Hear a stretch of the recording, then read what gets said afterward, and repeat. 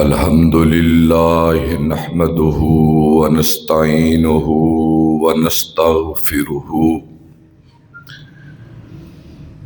ونؤمن به ونتوكل عليه ونعوذ بالله من شرور أنفسنا ومن سيئات أعمالنا من يهده الله فلا مضل له ومن يضلله فلا هادي له وأشهد أن لا إله إلا الله وأشهد أن محمدًا عبده ورسوله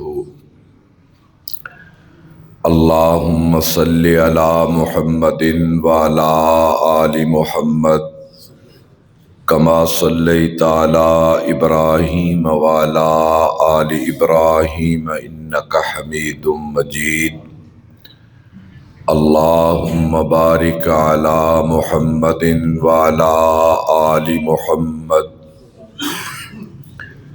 كما باركت على إبراهيم وعلى آل إبراهيم إنك حميد مجيد أما بعد فإن خير الحديث كتاب الله وخير الهدي هدي محمد صلى الله تعالى عليه وآله وسلم وشر الأمور محدثاتها وكل محدثة بدعة وكل بدعة ضلالة وكل ضلالة في النار اعوذ باللہ السمیع العلیم من الشیطان الرجیم بسم اللہ الرحمن الرحیم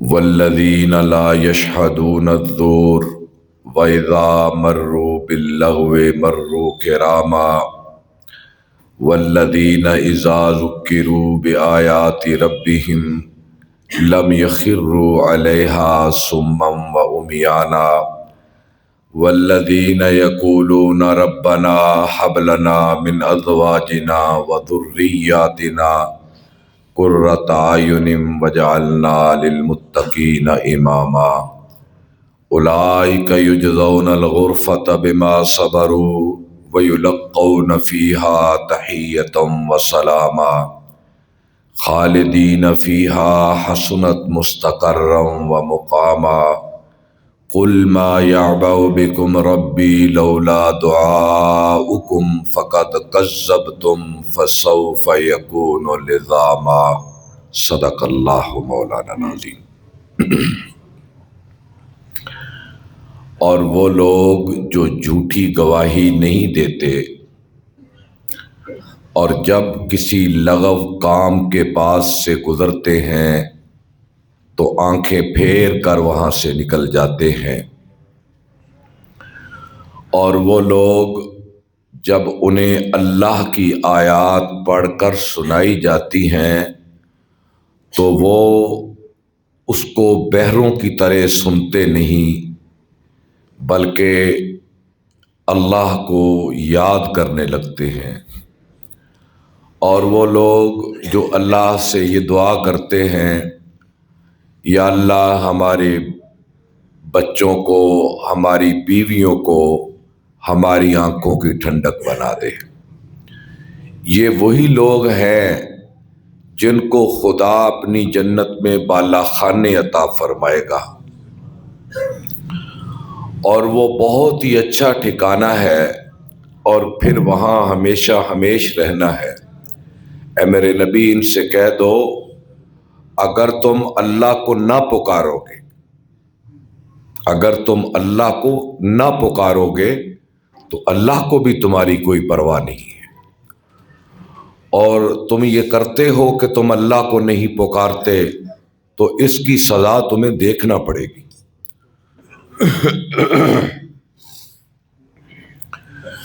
اللہ تعالیٰ کی حمد و ثنا اور حضور نبی اکرم صلی اللہ تعالی علیہ وآلہ وسلم کی مبارک ذات پر درود و سلام کے بعد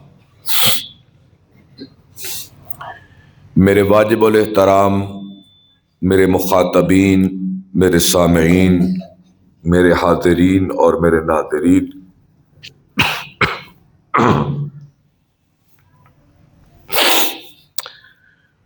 سورہ فرقان کا جو میں نے سلسلہ شروع کیا تھا، آج جو میں نے آیات پڑھی ہیں یہ اس سورت کا اختتامیہ ہے۔ یہاں یہ سورت ختم ہو چکی ہے اور اہل ایمان کے اوصاف کا تذکرہ تھا کہ جو میرے پسندیدہ بندے ہیں جنہیں کل میں جزائے خیر دوں گا، جنہیں میں اپنی جنت کا مہمان بناؤں گا، جو کل قیامت کے دن کامیاب ہوں گے، ناکام نہیں، ان کے یہ اوصاف ہیں۔ اس کی یہ آخری کڑی ہے جو میں نے آیات پڑھی ہے۔ اس میں 5 خوبیاں ہیں جو آج میں مختصراً اس کا ذکر کروں گا۔ اور میں نے جب اس کا آغاز کیا تھا تو یہ بات عرض کی تھی، قرآن ایک یاد دہانی ہے، ایک تنبیہ ہے، آگاہی ہے اور سیدھی راہ کا سبق ہے۔ اس کو سن کر ہم نے اپنے اندر کی ضمیر کی آواز کو سننا ہے کہ کون سی خوبی ہم میں ہے اور کون سی خوبی نہیں ہے۔ پھر اس کو سن کر کوشش کرنا ہے کہ ہم اپنے اندر اس خوبی کو پیدا کریں۔ لمبی چوڑی تقریریں، لمبے چوڑے واز اور عجب قسم کی تقریریں جس کا سننے والوں کو فائدہ نہیں ہے، میرا خیال کہتا ہے اس سے نہ کرنا بہتر ہے۔ آپ میرے ساتھ رہیں گے تو انشاءاللہ مجھے بھی فائدہ ہوگا کہنے کا اور آپ کو سننے کا انشاءاللہ ہوگا۔ کہ جو میرے بندے ہیں نا وہ جھوٹی گواہی نہیں دیتے یا جھوٹ نہیں بولتے، یہ دونوں ایک ہی معنی ہے۔ اچھا جی، بظاہر ہم اس کام کو کوئی بڑا جرم نہیں سمجھتے، جھوٹی گواہی دینا یا جھوٹ کی تائید کر دینا کسی نفع کی لالچ میں یا کسی خوف کی وجہ سے، دو ہی چیزیں ہیں نا۔ کہ آدمی سچ کا ساتھ نہیں دیتا، خوف ہوتا ہے۔ اگر میں نے سچ کا ساتھ دیا تو جس کے خلاف بات جائے گی وہ تو بڑا طاقتور ہے، مجھے کوئی نقصان پہنچے گا، ایک یہ بات ہوتی ہے۔ اور دوسری بات یہ ہوتی ہے کہ اگر میں نے سچ کا ساتھ دیا یا میں نے سچی گواہی دی تو میرا نفع جاتا رہے گا، یہی بات ہے نا۔ تو اس پر اللہ تعالیٰ نے ایک اور مقام پر ہمارا یہ خدشہ دور کیا، ہمارا خوف، ہماری لالچ، ہمارا خدشات کو دور کیا اور کیا کہا؟ یا ایھا الذین آمنوا اتقوا اللہ وقولوا قولا سدیدا، اے ایمان والو اللہ سے ڈر کر نا، اللہ سے، بس اللہ سے ڈر کر درست، صحیح یعنی سچ وہ بات تم کر دو۔ اس خدشے کا جواب ہے آگے جو ہمارے دلوں میں ہوتا ہے کہ اس سے ہمارا کام بگڑ جائے گا۔ بظاہر دنیا میں سچ بولنے سے کہیں کہیں دنیا کا کام بگڑ بھی جاتا ہے، سچ بولنے سے بگڑ جاتا ہے نا۔ تو فرمایا کہ کاموں کا بگڑنا یا ان کا سدھرنا ہے، کاموں کا بگڑنا یا کاموں کا سدھرنا یہ تمہارے ہاتھ میں نہیں، یہ میرے ہاتھ میں ہے۔ تم بس یہ کام کرو کہ درست بات کرو، سچ بات کرو، سچ کا ساتھ دو، سچی گواہی دو، یصلح لکم اعمالکم، تمہارے کام میں ٹھیک کروں گا۔ کتنی بڑی ضمانت ہے۔ آج دنیا کا ایک چھوٹا سا افسر یا دنیا کا ایک چھوٹا سا مالدار آپ کو کہہ دینا کوئی بات نہیں تم یہ کام کرو، کر لیں گے، اگر کوئی نقصان ہوا تو بھر لیں گے۔ ہم اپنے اعتماد کو دیکھیں، ہمارا اعتماد کتنا بڑھ جاتا ہے، لیکن یہ وہ کون کہتا ہے، ہائے ہائے، یہ بات ہے کہ ہم اللہ کو تو مانتے ہیں، اللہ کی عظمت کو نہیں مانتے۔ اللہ کو مانتے ہیں، اللہ کی طاقت کو نہیں مانتے۔ اللہ پر یقین ہے، اللہ کے وعدوں پر یقین نہیں ہے۔ میں تمہارے کام ٹھیک کر دوں گا، وَيُصْلِحْ بَالَكُمْ، تمہاری ہر بگڑی میں بنا دوں گا، تم یہ کام کرتے رہنا۔ اچھا جی، آپ دیکھ لیں، میں ایک جگہ پڑھ رہا تھا کہ جو اللہ تعالیٰ نے دنیا میں آزمائشیں، مصیبتیں، بیماریاں، اذیتیں، دکھ جو بانٹ دیے ہیں نا، وہ مالداروں کے حصے میں بھی آئی ہیں۔ یہی نہیں ہے کہ وہ غریبوں کے حصے میں آئی ہیں۔ وہ ایک دیکھ لیں، ایک بڑا مالدار، بڑا طاقتور، اس کے حصے کی مصیبتیں وہ جھیل رہا ہے، لیکن مجھے اور آپ کو پتہ نہیں ہے۔ ایسے نہیں ہے، اس کی نوعیت اور ہے، غریب کی مصیبت کی نوعیت اور ہے۔ وہ اپنی دولت سے، اپنے نفع سے، اپنی طاقت سے، اپنے زور سے اپنی مصیبت کو حل نہیں کر رہا۔ میں شاید یہ بات آپ کو سنائی تھی یا نہیں، ہم لاہور میں ایک آدمی کے گھر گئے، کینٹ ایریا، بڑا قیمتی اور مہنگا علاقہ ہوتا ہے جہاں بھی ہو کہیں۔ وہاں اس کی 1 ایکڑ سے بڑی رہائش تھی، باہر گن مین کھڑے تھے، اور اس کا رہائش کیا ایک محل تھا۔ اور جب ہم اندر داخل ہوئے تو گارڈ جو اس کے ہٹو بچوں کے شور تھے، تو ایک بوڑھی عورت کو ایک آدمی ویل چیئر پہ راہداریوں میں گھما رہا تھا، چلا رہا تھا۔ بوڑھی تھی، وہ چل نہیں سکتی تھی۔ ہم اس سے بے خبر کہ یہ کیا ہے، چلو، تو وہ شخص اقوام متحدہ میں بہت بڑا افسر تھا، آپ اندازہ کریں۔ اور جب ہم اس سے ملے تو اس نے کہا جی جلدی آپ بات ختم کرو، میری گورنر سے میٹنگ ہے، پھر میں نے رات کو اتنے بجے فلائٹ ہے، میں نے پتہ نہیں کس ملک میں پہنچنا ہے۔ عمر اس کی ہوگی 70-72 سال۔ جب ہم اس کے گھر کے اندر داخل ہوئے نا، تو بڑی راہداریاں، بڑے کمرے، بڑا خوبصورت، ہر چیز ایسے چمک دمک رہی تھی۔ تو بیٹھے رہے تو شاید مجھے یاد نہیں، میں نے کہا یا میرے ساتھی نے کہا کہ بڑی صفائی ستھرائی ہے، کہیں ایک داغ دبا بھی نظر نہیں آ رہا۔ تو اس نے رو کر کہا کہ میرے پاس داغ لگانے والا ہی کوئی نہیں ہے، اولاد نہیں ہے، بیٹا نہیں ہے، اور اس کی اربوں کی زمین ہے،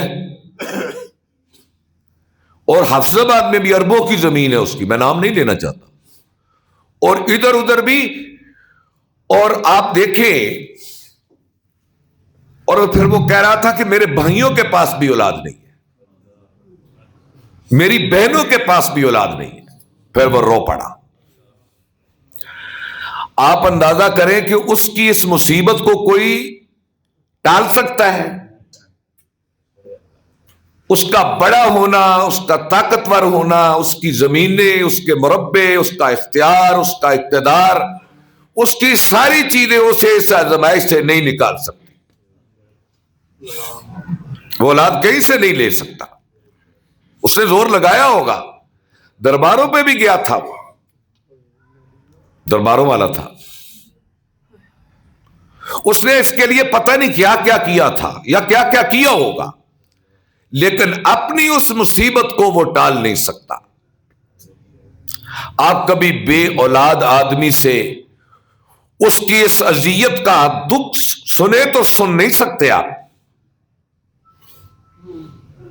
چیخ نکل گئی میرے پاس ایک آدمی کی، ایک اور آدمی کی۔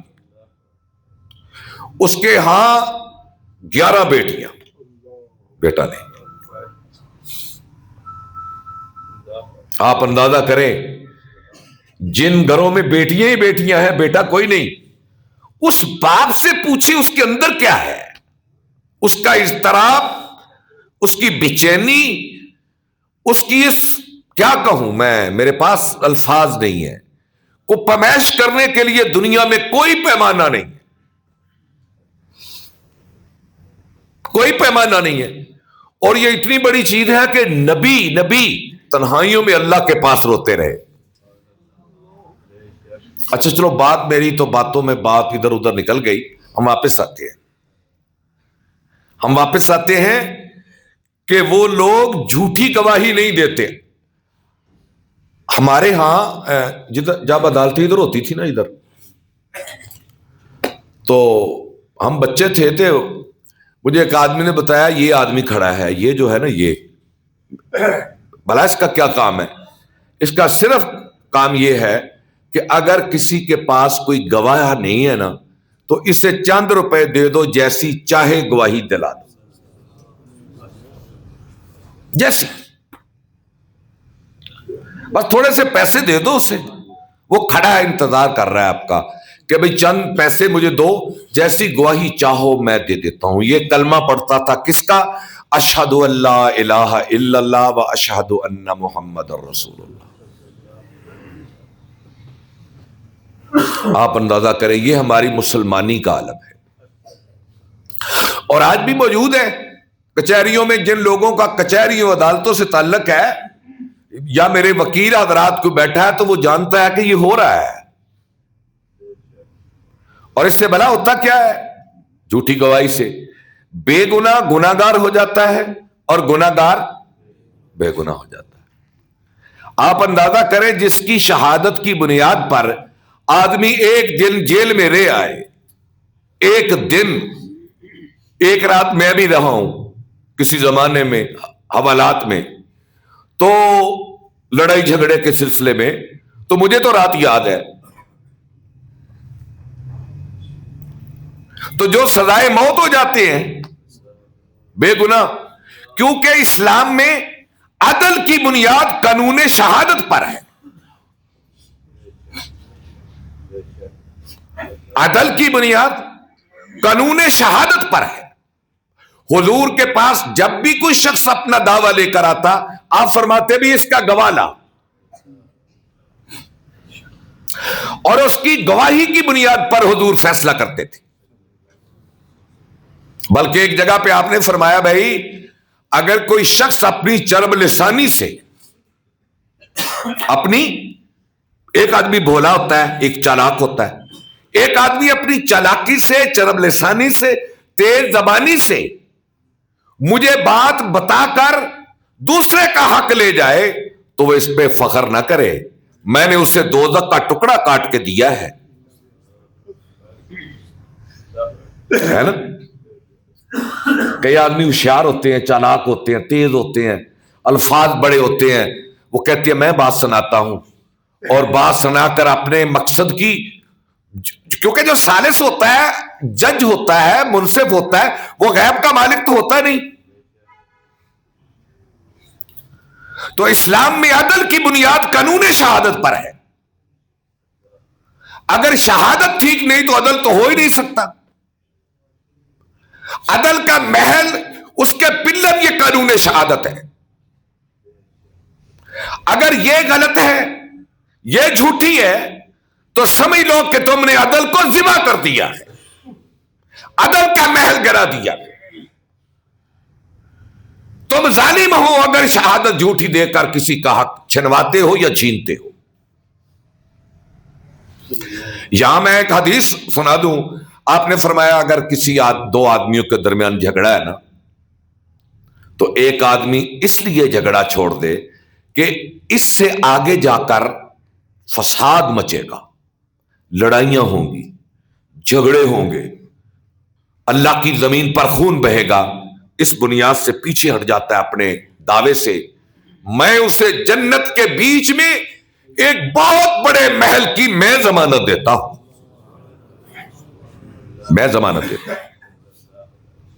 یہ دیہاتوں میں جو لمبے لمبے قتل ہوتے ہیں نا، وہ اسی بنیاد پہ ہوتے ہیں، وہ کہتا ہے یہ میری ہے، وہ کہتا ہے میری ہے۔ اب دونوں پھر یہ زمیندار اور جاٹ جو ہوتے ہیں، ضدی بڑے ہوتے ہیں، پھر وہ ٹکراتے ہیں اور اس میں قتل ہوتے ہیں۔ یہ کلپ میں دیکھ رہا تھا منڈی بہاؤالدین کا، ایک ملکوال کا، وہ گورنمنٹ کی زمین، قبرستان کی زمین، چند کنالے، اس پہ دو گھر ٹکرائے تو ایک دوسرے کے انہوں نے کئی بندے قتل کر دی، جگہ ادھر ہی ہے۔ اب اس سے دونوں نسلوں کا کیا انجام ہوتا ہے اللہ جانتا ہے۔ جہاں جہاں جس گاؤں میں بھی یہ قتل کے جھگڑے ہیں یا انا کی بنیاد پر، چونکہ دنیا میں سب سے خطرناک چیز انا ہے، انا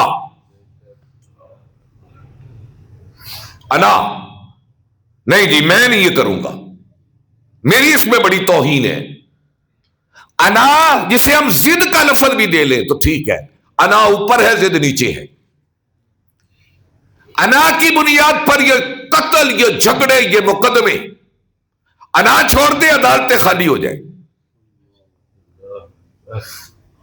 انا چھوڑ دے، خدا کی قسم اٹھا کر کہتا ہوں عدالتیں ختم ہو جائیں، ججوں کی ضرورت ہی نہ پڑے، وکیلوں کی ضرورت نہ پڑے، کچہریوں کی ضرورت نہ پڑے،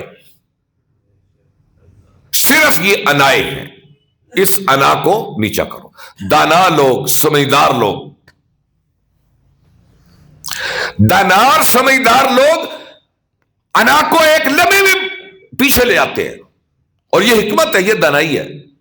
تو اس لیے آگے چل کر میں عرض کر رہا تھا کہ وہ جھوٹی گواہی نہیں دیتی۔ اللہ کے رسول صلی اللہ علیہ وسلم ایک دن تکیے پہ ٹیک لگائے بیٹھے تھے، چونکہ آپ دیر تک بیٹھتے تھے، لوگ مسائل پوچھتے، وفود آتے، ملاقاتیں ہوتی، آپ فجر پڑھ کر زور تک بھی کبھی کبھی بیٹھتے، کتنا لمبا عرصہ ہے، زور سے عصر تک، عصر سے شام تک جاتے تو آپ ٹیک لگا لیتے، تکیہ ہوتا، تکیہ لگائے بیٹھے ہیں آپ، اترا پڑی،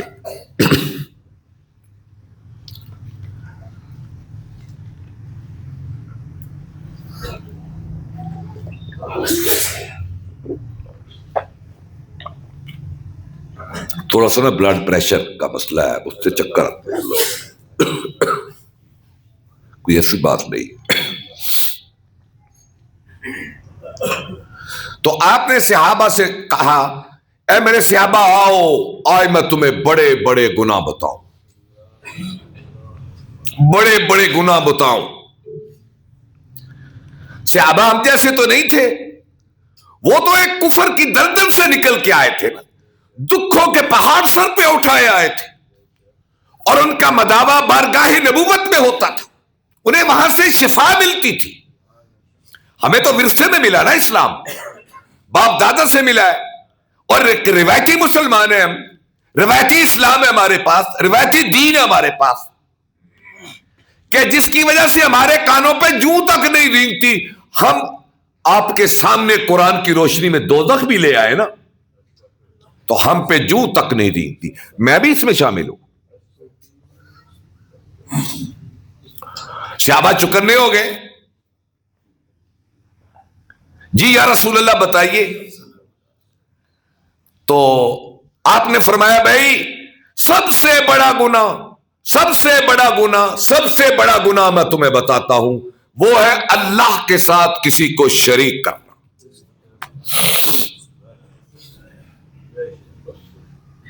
اچھا دعا کریں اللہ ہر مسلمان کو یہ بات سمجھا دے،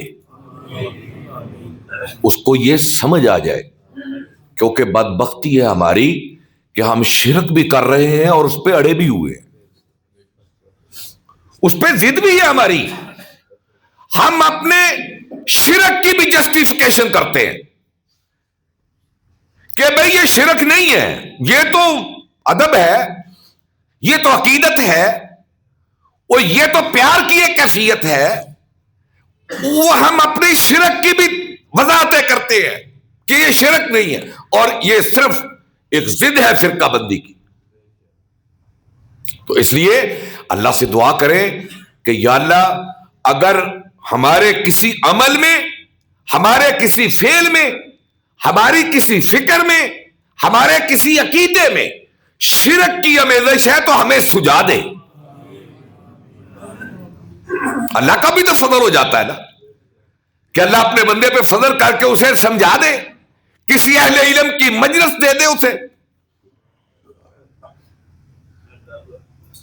تو یہ دعا کرتے رہیں.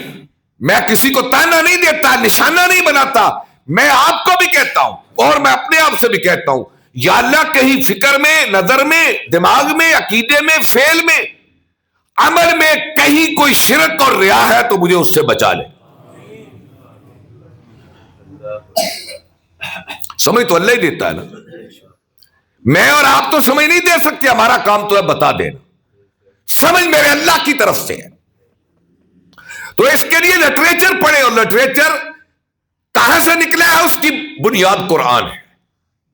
قرآن پڑھے، قرآن سمجھائے گا آپ کو یہ شرک ہے، یہ توحید ہے، یہ اللہ ہے، یہ اس کا غیر ہے، یہ پکار ہے، کس کو پکارنا ہے، کس سے مانگنا ہے، کس نے دینا ہے، کون دے گا، کہاں سے ملے گا. قرآن کو گہرائی کے ساتھ ترجمے سے پڑھے، انشاءاللہ اللہ آپ کے سارے پردے ہٹا دے گا. اچھا جی، تو آپ صلی اللہ علیہ وسلم نے فرمایا بھائی اللہ کے ساتھ کسی کو شریک کرنا. پھر آپ نے فرمایا والدین کی نافرمانی. اوئے ہوئے ہوئے، والدین کی نافرمانی. ہر عمر کا آدمی میری بات سنے، والدین کی نافرمانی دنیا کا بدترین لہجہ، دنیا کا بدترین بول، دنیا کا بدترین لفظ، دنیا کا بدترین تیر، دنیا کا بدترین تیر جو لفظ کی صورت میں انسان کے سینے کو چیر دیتا ہے، وہ بیٹے کا بدتمیزی کا لہجہ ہے. وہ کیا ہے؟ بیٹے کی بدتمیزی کا لہجہ جو وہ ماں سے اپناتا ہے یا باپ سے اپناتا ہے. شرک کے بعد اسے رکھا ہے. یہاں بھائی غور کریں، جن کے والدین زندہ ہیں غور کریں. وہ چونکہ میرے بول کی طاقت وہ بات کام نہیں کر سکتی جو اللہ اور اس کے رسول کی بات کا اثر ہے.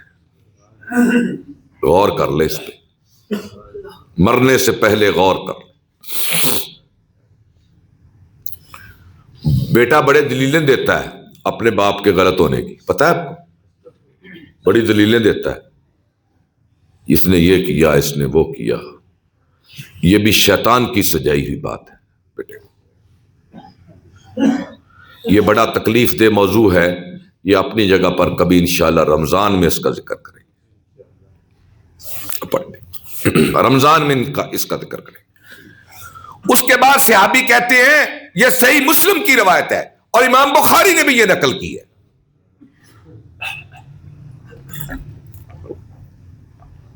یہ دو باتیں آپ نے ٹیک لگا کر بتائیں.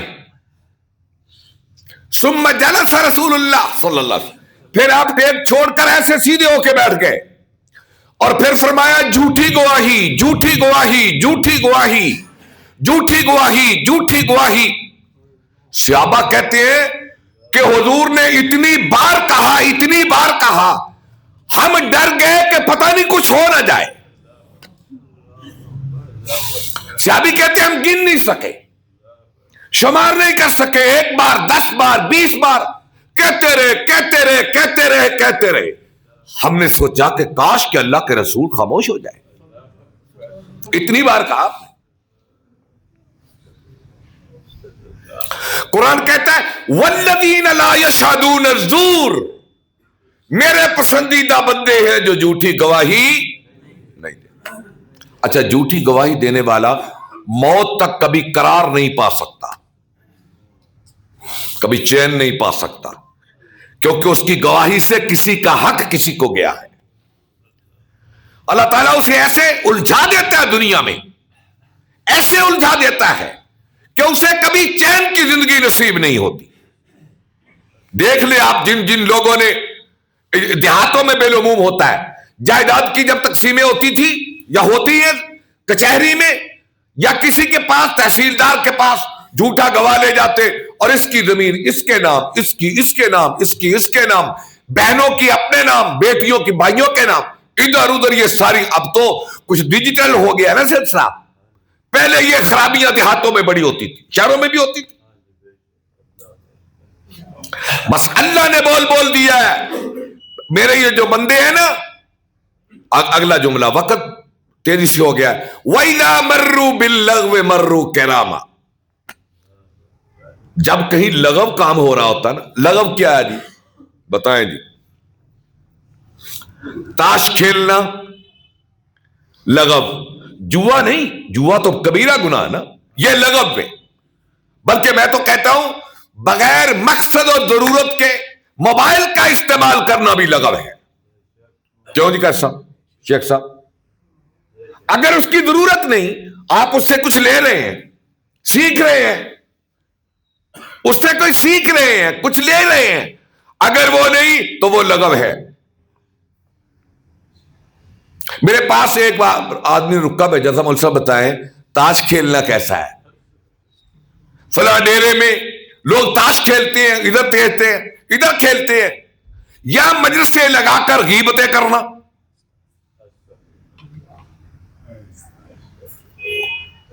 کبھی کبھی چھوٹے ہوتے تھے تو ادھر تماشا گھر ہوتا تھا، پھاٹک کے پاس لوگ اکٹھے ہوتے، کیا ہو رہا ہے جی؟ تماشا لگا ہوا ہے، سانپ نکلے گا، یہ ہوگا وہ ہوگا۔ لیکن میرے بندے، پہلی بات، اگر انہیں پتہ چل جائے کہ وہاں کھیل تماشا ہے، جاتے ہی نہیں۔ اگر گزرنا پڑے تو کیسے گزرتے ہیں؟ جیسے ایک نفیس آدمی کو ایک گندگی کے ڈھیر کے پاس سے گزرنا پڑتا ہے، وہ ایسے گزر جاتے ہیں۔ آگے فرمایا، اب میں دیکھ رہا ہوں اگلی خوبی، میں اسے ترجمہ کر دیتا ہوں، وقت ہو رہا ہے۔ والذین اذا ذکروا بآیات ربہم لم یخروا علیہا صما وعمیانا، کہ جب ان کے سامنے اللہ کا ذکر کیا جاتا ہے، اللہ کی آیتیں سنائی جاتی ہیں، تو وہ سمن بکمن ہو کر نہیں بیٹھے رہتے۔ اللہ کی آیتیں کیا ہیں؟ تباہ شدہ بستیوں کے احوال، قومیں تباہ ہو گئیں، قرآن کی روشنی میں بیان کیا جاتا ہے، ہوتا ہے نا؟ یہ اللہ کی آیت ہے۔ اللہ کی عذابوں کا تذکرہ، موت کا تذکرہ، دوزخ کا تذکرہ، حشر کی گرمی اور سختی کا تذکرہ، اللہ کی بڑائی کا تذکرہ جب بیان کیا جاتا ہے نا ان کے سامنے، تو وہ سمن بکمن ہو کر نہیں بیٹھتے۔ اچھا جی، کیا کہوں یہاں اس میں بھی شامل ہوں، آپ بھی شامل ہیں، کہ میں بعض اوقات دیکھتا ہوں کہ مثلا میں کوئی، یہ اللہ کی نشانیاں بیان کر رہے ہیں نا، یہ بھی آیتیں اللہ کی، احکام اللہ کے، فرائض اللہ کے، تو کچھ لوگوں کے ذہن میں ہوتا ہوگا مولوی صاحب ہن بس کرن ٹائم بڑا ہو گیا، ایسے ہوتا ہے، یا وہ گھڑی کی طرف دیکھ رہے ہوتے ہیں، یا اپنے کپڑوں کو سیدھا کر رہے ہوتے ہیں۔ تو یہ چیز کیا ہے؟ ہمارے دلوں کی اکتاہٹ، ہمارے دلوں کا اضطراب، ہماری دنیا داری، ہماری دکان کی محبت، زراعت کی محبت، اولاد کی محبت، گھر کی محبت، بیوی بچوں کی محبت، اور دنیا کے کھیل تماشے کی محبت وہ ہوتی ہے جس لیے ہم اللہ رسول کی بات سے اکتا جاتے ہیں، یہ وجہ ہوتی ہے۔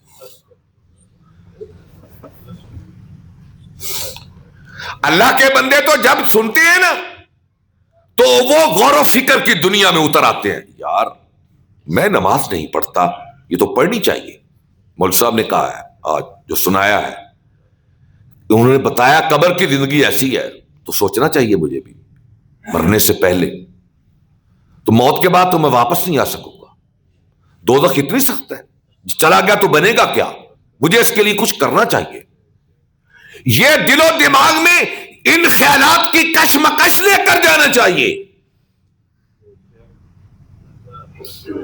اور مومن کی خوبی یہ ہے، آج میں جب بات کر رہا ہوں تو مجھے چچا احمد علی یاد آ رہے ہیں، اللہ ان کے جنت میں درجے بلند کرے۔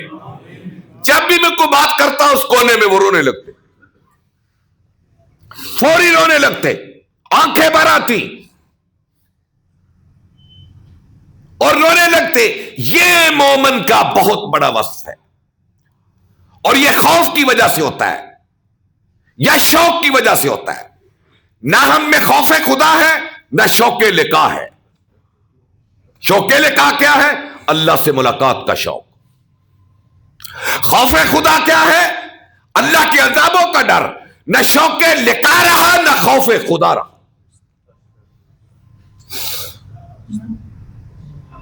یہ دونوں چیزیں ہم نے لی۔ اقبال کہتا ہے نا، اللہ سے ڈر کر اس کی عبادت نہ کر، اس کی ملاقات کی شوق کی خاطر کر۔ یہ بلند مقام ہے کہ اللہ کی محبت میں آدمی اٹھے۔ دیکھو نا، دو بچے پڑھتے ہیں نا کلاس میں، ایک شوق سے پڑھتا ہے، ایک خوف سے پڑھتا ہے۔ شوق والا آگے نکل جاتا ہے، خوف والا پیچھے رہتا ہے۔ تو ہم میں ذوق خداوندی نہ رہا نا، جس کا نتیجہ یہ ہے کہ اللہ کی کوئی بات ہم پہ اثر ہی نہیں کرتی۔ اللہ کی کوئی بات ہم پہ اثر نہیں کرتی۔ اور یہ کیوں نہیں کرتی؟